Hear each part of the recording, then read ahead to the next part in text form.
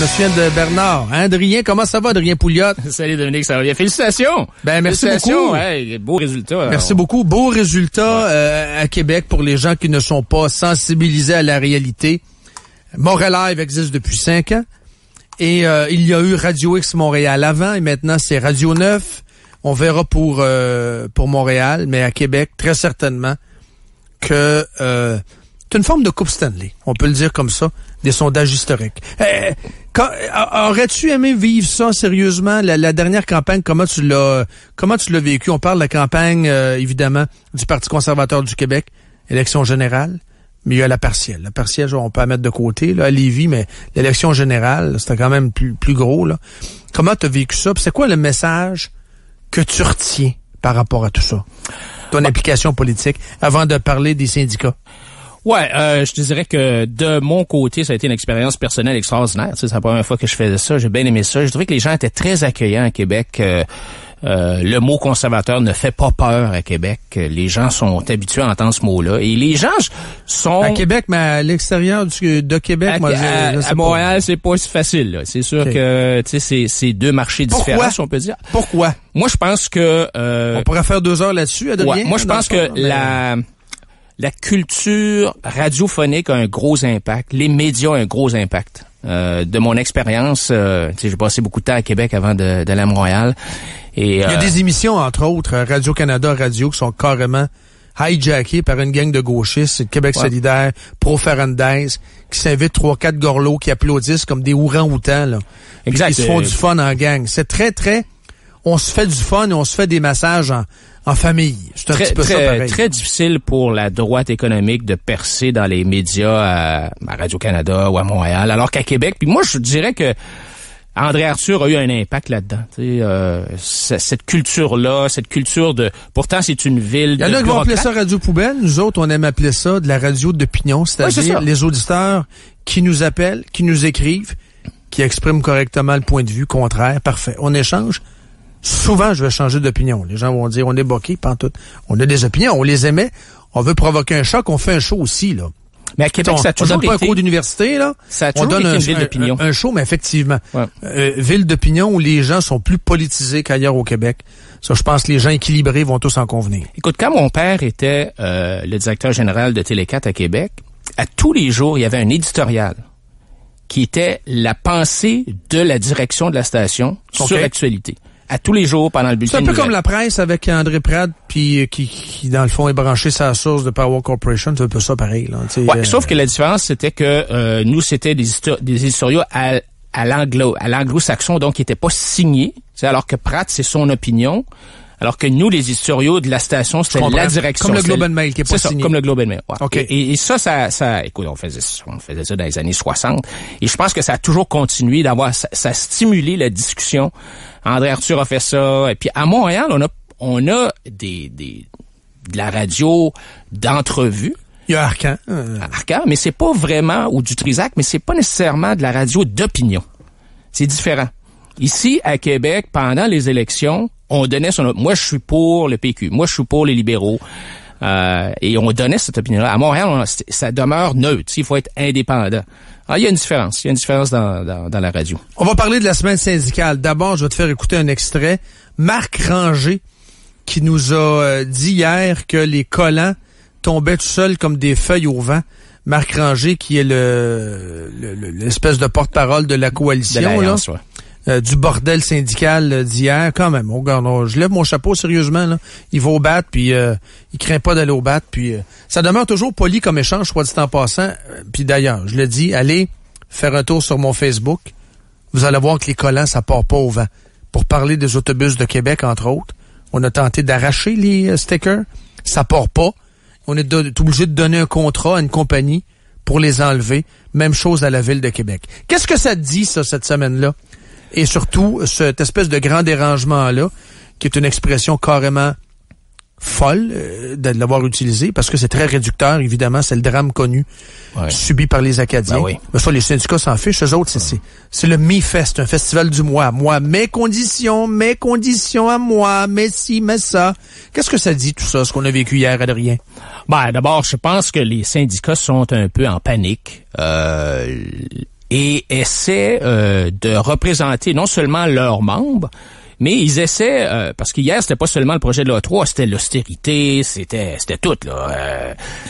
Et ce qu'on voit, c'est que les syndicats ont de la difficulté à justifier leur position vis-à-vis de leurs membres. On sait que, en termes de membership syndical, le Québec, qui est en avant de partout en Amérique du Nord, partout au Canada, au Québec, on a à peu près 40% de gens qui sont syndiqués par rapport à l'Ontario, qui sont à 28%, donc c'est quand même une grosse différence. Oui.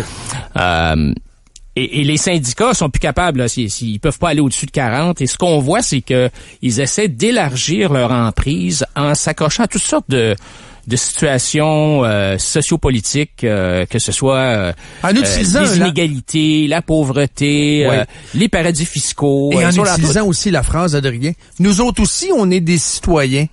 Ouais, mais là, tu joues de quel bord, là? Tu joues de quel bord? Tu représentes-tu la fonction publique? Est-ce que tu joues la game du syndiqué ou tu joues le jeu de la classe moyenne? Ils vont beaucoup jouer là-dessus sur des amalgames. Oui, ils sont en conflit d'intérêts aussi. Tu sais, quand hier, j'étais à une conférence sur le syndicalisme avec Jacques Létourneau, le président de la CSN, puis Lucie Martineau, la présidente du syndicat de la fonction publique. Oui. Et, tu sais, Mme Martineau, elle dit, nous, on est impliqués dans notre syndicat avec, par exemple, le truc là pour que le Québec ait meilleure mine. L'affaire des environnementalistes. Ouais. Je dis, oui, mais je dis, il y a peut-être des syndiqués au Québec qui travaillent dans les mines, puis qui voudraient peut-être qu'on arrête de bloquer tous les projets de mines, tu sais. Bon. Alors, ils sont en conflit d'intérêts quand ils font ça, qui représentent leurs membres. Je pense que c'est ça qu'ils devraient faire. Consulte pas la base. Tu sais, quand les syndicats se sont objectés, quand M. Charest était là, à la baisse d'impôts, il y avait une baisse d'impôts en 2007, c'est la seule baisse d'impôts qu'on a eu au Québec depuis 40 ans. Puis les syndicats avaient dit, ça n'a pas de bon sens, on veut pas de baisse d'impôts. Mais là, je regrette, mais il y a des syndiqués, je suis sûr, qui auraient aimé savoir de baisse d'impôts. Alors, donc, ils se mettent en conflit d'intérêts quand ils commencent à représenter des gens qui sont pas leurs membres. Mais c'est ça qu'ils essaient de faire, parce que je pense qu'ils réalisent que leur pouvoir est égrené, que leur crédibilité est égrenée. Et moi, mon gros problème avec ça, c'est que, tu sais, les syndicats, Dominique, au Québec, reçoivent à peu près 800 millions de dollars de cotisations syndicales par année. Donc, c'est bon. Déductible d'impôts. Oui, déductible d'impôts. Et je sais pas si tu réalises que c'est 800 millions, là, mais rien pour te donner une idée, le budget du ministère du Travail, c'est 32 millions. OK? Incroyable, pareil. Ça frôle le milliard, 800 millions. Ah ouais, ça frôle le milliard, là. Puis, tu viens de me donner un coup de poing, là? Tu sais, tu viens de me donner un coup de poing de rien, là. Les partis politiques, là, combien est-ce qu'ils ont ramassé d'argent, là, en 2011, combien? Là? 7 millions de contributions. Des contributions volontaires. Inclut le Parti conservateur du Québec? 32 000 ou je sais pas quoi, combien? Alors, 800 millions! 800 millions! Et, je reviens, mon point est important de rien. Déductible d'impôt, c'est-à-dire que les contribuables viennent, ça c'est sans compter, là on déborde un peu quand même, mais la FTQ, les fonds de travailleurs, etc., veut pas, je comprends que c'est séparé, mais en même temps, ce que je veux dire, c'est qu'il y a l'appui des contribuables dans l'establishment syndical. Exactement. Je veux dire, les syndicats ont des pourquoi est-ce qu'ils ont 40 %? Tu sais, on s'est posé la question hier, pourquoi est-ce que les syndicats ont 40 %? Ben, d'une part, c'est que il y a plus de fonctionnaires au Québec qu'ailleurs, partout ailleurs, quasiment en Amérique du Nord, en proportion de la population. Oui. Donc, tous les fonctionnaires sont syndiqués automatiquement. Et deuxièmement, c'est tellement facile de syndiquer au Québec par rapport à d'autres juridictions. Tu sais, dès que tu fais signer 35 % des cartes, tu peux, en théorie, syndiquer tout le monde. Il va peut-être avoir un vote ou non, mais en théorie, à 35 % tu peux syndiquer tout le monde. L'employeur n'a pas le droit de se mêler du processus de syndicalisation, n'a pas le droit de contester la représentativité du syndicat. Ensuite de ça, bien évidemment, tu as la formule RAND.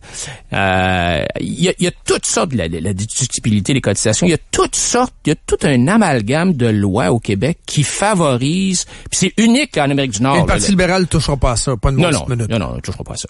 Mais moi, mon argument, c'était de dire, écoutez, si les syndicats veulent faire de l'action sociopolitique, moi, j'ai pas de problème avec ça. Ils ont le droit. S'ils veulent louer des autobus scolaires pour transporter les étudiants. Consultez donc vos membres.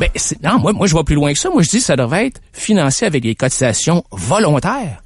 Exact. Va pas piger dans le cash. Non. Des cotisations où les gens donnent des cotisations, ils n'ont pas le choix. De toute façon, c'est la formule RAND, mais c'est pour défendre les travailleurs. Mais la formule RAND, elle devrait s'appliquer, Dominique, seulement dans les cas de défense de travailleurs et d'abus d'employeurs. Ça devrait servir. Parce que ça peut encore arriver aussi. Ça devrait financer la négociation de la convention collective. Oui. La représentation des employés quand il y a des griefs. Donc, c'est ça. Pour l'intérêt commun. Ben, pour l'intérêt du travailleur. C'est de représenter l'employé devant l'employeur. Alors, penses-tu, Dominique, que ça coûte 800 millions de dollars par année pour négocier les conventions collectives? Rien que la partie négociation, là.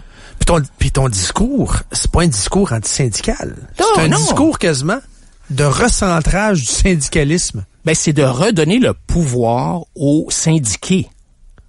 C'est ça que je veux, moi. Moi, d'abord, c'est important de comprendre. T'es quasiment un ami des syndiqués aujourd'hui. Dans le fond, un pouvoir aux syndiqués au lieu des chefs syndicaux. Oui, c'est ça. Et des exécutifs.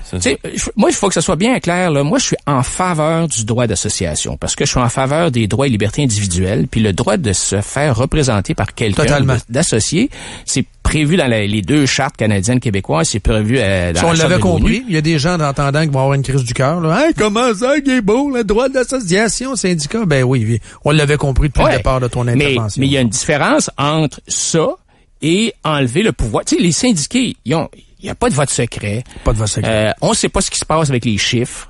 Les états financiers, on les voit pas, là. Tu te rappelles la FIPO qui avait financé, là, à Montréal, des achats de condos, là.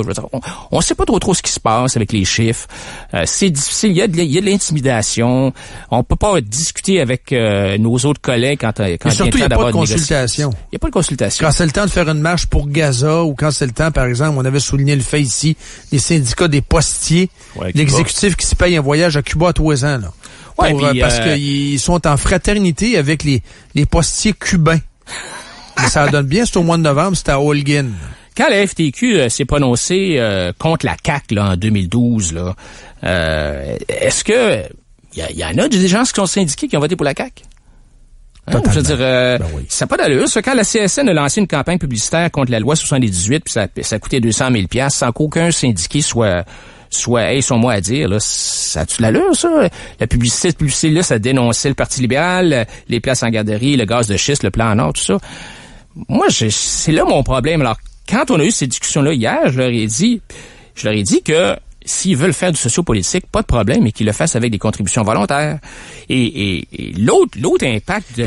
Pourquoi ils seraient contre ça, en passant? Toi, tu as eu une rencontre hier. Je crois que tu es allé à l'Université Laval à Québec pour un débat. Qui peut s'opposer à ce que tu viens de dire? Qui? Y a-tu quelqu'un, comme Régent Parent, je sais que tu l'as croisé, l'ancien boss de la CHQ, maintenant chroniqueur Journal de Montréal. Il peut pas s'opposer à ça. Ça va sous le sens, ce que tu dis, là. Ouais, ce qu'ils disent, c'est que, non, nous autres, on est démocratiques, on a eu des assemblées, on a des assemblées générales. Qu'est-ce que tu réponds à ça? Ça n'a rien à faire, là. Je veux dire, les gens, il faut qu'ils aient le droit de voter avec leurs pieds. Il faut qu'ils aient le droit de décider où va leur argent. Il faut aussi qu'ils aient le droit de se désyndiquer quand ils veulent se désyndiquer. Au Québec, se désyndiquer, là, c'est compliqué, on va dire. Tu peux pas, évident. En fait. Tu peux pas, dans la fonction publique, mettons que... Non, la fonction publique, tu peux pas. T'es quelqu'un qui travaille au ministère de l'Environnement, tu peux pas te désyndiquer, là. La construction, tu peux pas désyndiquer. Il y a des secteurs dans l'économie où c'est une syndicalisation obligatoire. Et l'autre chose qui n'ont pas aimé entendre, là, mais, tu sais, le fait que le Québec soit parmi les juridictions les plus pauvres en Amérique du Nord, puis ça, c'est assez clair, là, la productivité, combien est-ce qu'on génère de revenus par habitant, là, on est parmi les plus pauvres en Amérique du Nord. Puis, par hasard, on est aussi parmi les juridictions où on est les plus taxés, les plus réglementés, et entre autres, la réglementation du travail, c'est la réglementation la plus dure, la plus difficile. Ouais. Puis moi, je leur disais, écoutez, aujourd'hui, là, quelqu'un qui veut investir en Amérique du Nord, là, il peut choisir Montréal, il peut choisir Québec, il peut choisir le Tennessee, il peut choisir la Caroline du Sud. Le capital est mobile. Le Texas. Alors, quand ils décident, OK, je vais partir une usine de balayeuses Electrolux, puis ils disent, où est-ce que je vais aller? Ils vont-tu venir au Québec? Tennessee. D'après moi, c'est eux autres qui ont attiré ma baie, là, entre autres. C'est ça, exactement. Hey, je te laisse 2 minutes. Gabriel Nadeau-Dubois, lui, en ramasse de l'argent. Gna, gna, gna, gna, gna. Wow. Incroyable. Non, mais je lève mon chapeau, là, d'avoir ramassé 300 000 $, là, comme ça, là, ça n'a pas de bon sens. Mais les raisons qu'ils donnent, là, c'est complètement farfelu. Mais les gens boivent ça, là, puis ils posent pas de questions, t'sais. Surtout, à Montréal. Disons-le, le Kool-Aid de marque gauchiste est très en vogue. Ah ouais, tout le monde est là puis il s'abreuve sans poser de questions. Quand Gabriel Nadeau-Dubois dit là que le pipeline c'est mauvais pour l'environnement là, Mais ce qu'il comprend pas, là, c'est que ce pipeline-là, il va amener du pétrole de l'Alberta. Ah, c'est sale! Non, mais ce pétrole-là... On n'en veut pas. Ça va remplacer... On veut du pétrole de l'Algérie, nous. C'est ça. Ça remplace le pétrole de l'Algérie, ça remplace le pétrole de l'Irak, Ouais, mais il est sale, il salit l'environnement algérien. Mais quand il dit que ça va émettre plus de gaz à effet de serre, c'est pas vrai, là, parce que ou ben donc tu prends celui de l'Irak, ou ben donc tu prends celui d'Alberta. Il y a pas plus de gaz à effet de serre l'un que l'autre, là.